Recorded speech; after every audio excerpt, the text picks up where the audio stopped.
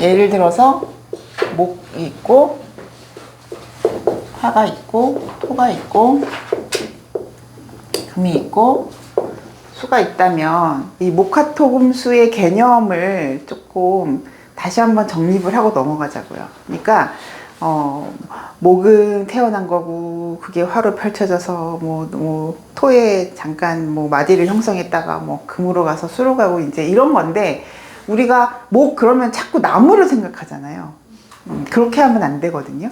목의 에너지라는 것은 무엇이냐, 화의 에너지라는 건 무엇이냐, 그거를 조금 정립을 할 필요가 있는데, 목은 단순히 나무가 아니에요. 목이라는 건 어떤 에너지냐면요, 튀어나가는 에너지예요. 그래서 스프링이잖아요. 그쵸? 이게 봄이잖아요. 그래서 우리는 목의 계절을 봄의 계절이라고 하죠. 그러면 스프링의 물상을 이해할 필요가 있어요. 압축한 상태에서, 그러니까 수가 압축이란 말이에요. 금생수라는 게 단단하게 압축한다는 거예요. 근데 어차피 이렇게 가면 수 얘기를 다시 하겠지만, 거기서 튀어나온 애가 목이라는 거예요. 압축된 상태에서 튀어나오면 어떻게 되겠어? 스프링처럼 퐁 튀어나오죠.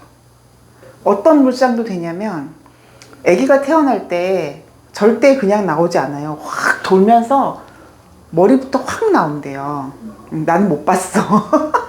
내가 나왔는데 정신이 없어서 못 봤는데, 돌면서 얘네들이 굉장한 에너지를 갖고 나온다는 거야. 그래서 그 스크류라는 거 있죠. 스크류. 우리 못도 스크류로 된 못이 있잖아요. 그런 거 같은 이미지가 목이다. 그래서 튀어오르다, 추진, 시작, 그쵸? 그러니까 추진한다는 게 시작의 에너지이죠.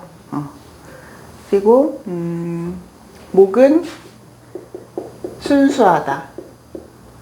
그리고 생명력이다. 가장 생명력으로 말할 수 있는 게 목이에요.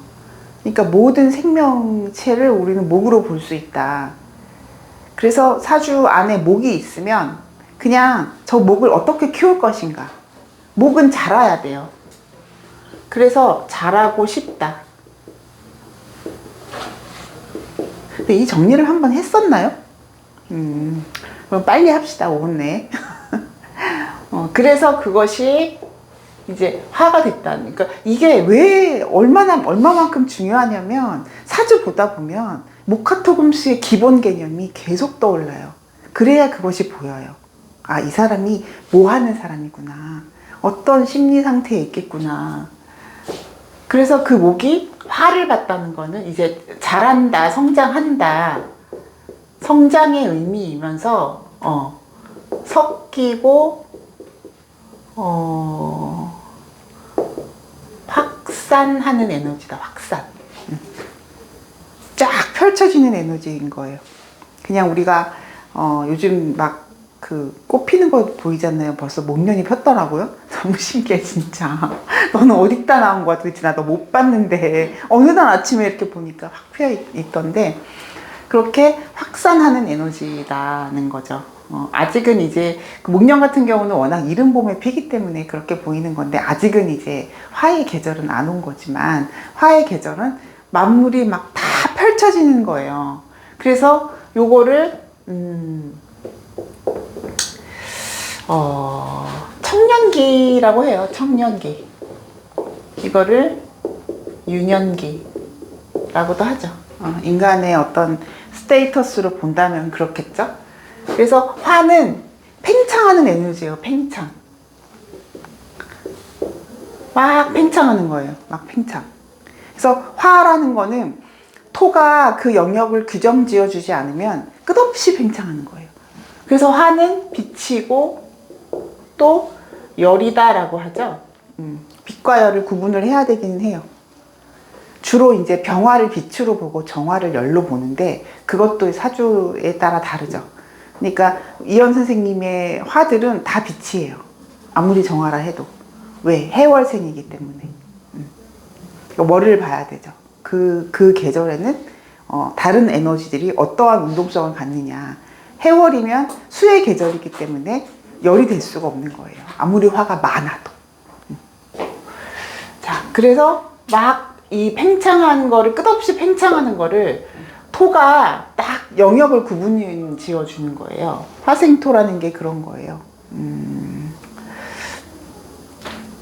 어느 집이 감나무집인데 그 감나무집이 울타리가 없었어. 그러면 그 감나무가 막 이렇게 자라서 막 감이 열리고 막 그 상태가 구분이 명확하지가 않아요. 그렇지만 감나무집은 어디까지 정도가, 울타리가 없지만 어디까지 정도가 이 집이야 라고 암묵적인 거를 하고 있는 그런 경계를 토라고 하는 거예요. 그래서 그 상태에서는 지나가던 사람이 그냥 따먹고 가도 돼요, 사실은. 그런데 감나무집에서 안 되겠어, 아까워, 우리 건데, 그래가지고 이제 금이라는 울타리를 딱 쳐버리는 거예요. 그냥 딱 막아버린 거죠. 그게 금이에요. 그래서 더 확실한 경계를 해주는 거다. 그러니까 금을 그렇게 뭐 담장 하나로 설명할 수는 없죠, 당연히. 어쨌든 화의 경계를 만들어주는 게 토라면, 금이라는 거는 목화로 펼쳐진 세상을 다시 금의 세상에서 질서를 부여하는 건데 결국은 열매다. 그래서 금의 단계에서부터 압축이 들어가요. 그게 금생수예요. 그러니까 열매 안에 씨앗이 있죠. 그래서 구분이 다 끝난 상태가 씨앗의 상태. 그러나 그 씨앗 안에는 화로 펼쳐졌었던, 목화로 펼쳐졌었던 모든 DNA 정보가 그 씨앗 안에 들어가 있는 거죠. 그게 압축인 거예요. 그래서 에너지로 보면 화는 계속 이렇게 계속 팽창하는 이런 물싹을 띠고 있고요. 수는 계속 안으로 모이는 힘이다, 이렇게. 그래서 여기서 계속 밖으로 나가는 거고 계속 밖에서 안으로 들어오는 거예요. 수화가 그래서 반대의 어떤 에너지를 띠고 있다. 그래서 수라는 거는 어둠이고 죽음이고, 겨울 되면 나무가 다 죽은 것처럼 보이잖아요. 근데 죽은 거 아니라는 거죠. 그 안에서는 생명 에너지가 분명히 존재를 하는데 우리 눈에는 나무가 죽었네처럼 보이죠. 근데 거짓말처럼 살아나잖아요, 봄만 되면.